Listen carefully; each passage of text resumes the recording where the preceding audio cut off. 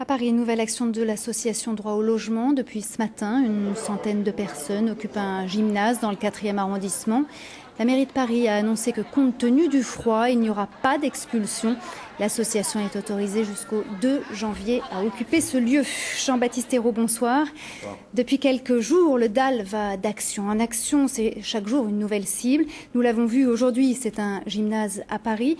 Vous ne risquez pas la banalisation, je dirais, par la répétition? Écoutez, de toute façon, on n'a pas le choix, hein. Le gouvernement s'était engagé à reloger 374 familles en 2007.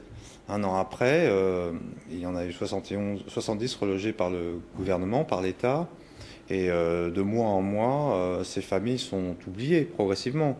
Donc on craint, si vous voulez, une dilution de cet engagement de l'État au fil des mois. Et puis on a également, je dirais, une nouvelle situation puisque nous avons plusieurs milliers de ménages qui sont déclarés prioritaires par la loi droit au logement opposable et qui doivent être relogés par le préfet. Je crois qu'aujourd'hui, puis on voit bien ces images à la fois à Calais et les sans-abri de plus en plus nombreux dans nos rues. Je pense qu'il faut aujourd'hui prendre des mesures exceptionnelles. En quoi les réponses officielles ne vous conviennent-elles pas?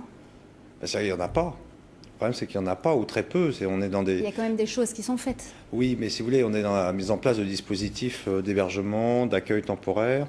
On ouvre un gymnase par-ci, on ouvre un centre d'hébergement temporaire par-là.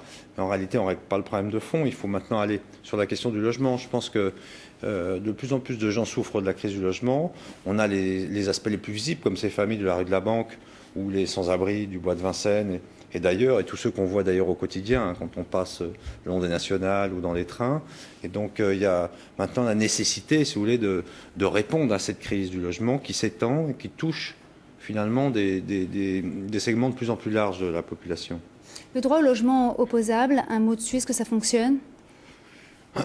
Ça fonctionnerait si l'État s'était donné les moyens de reloger les gens qui sont déclarés éligibles. Or, pour l'instant, on a vraiment un déficit très important. Regardez à Paris, 6 000 familles ont été déclarées éligibles, l'État en a relogé 110. Donc comment on fait?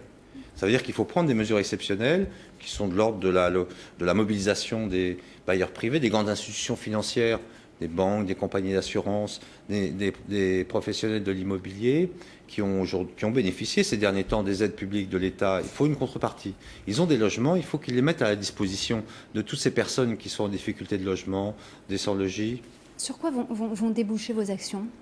Écoutez, nous, on souhaiterait que le gouvernement remette cette question du logement et du logement de mesure immédiate avec le pouvoir dont dispose aujourd'hui l'exécutif pour convaincre les bailleurs privés à mettre des logements à disposition et, si besoin, à appliquer la loi de réquisition. On a une loi, il faut l'appliquer si c'est nécessaire.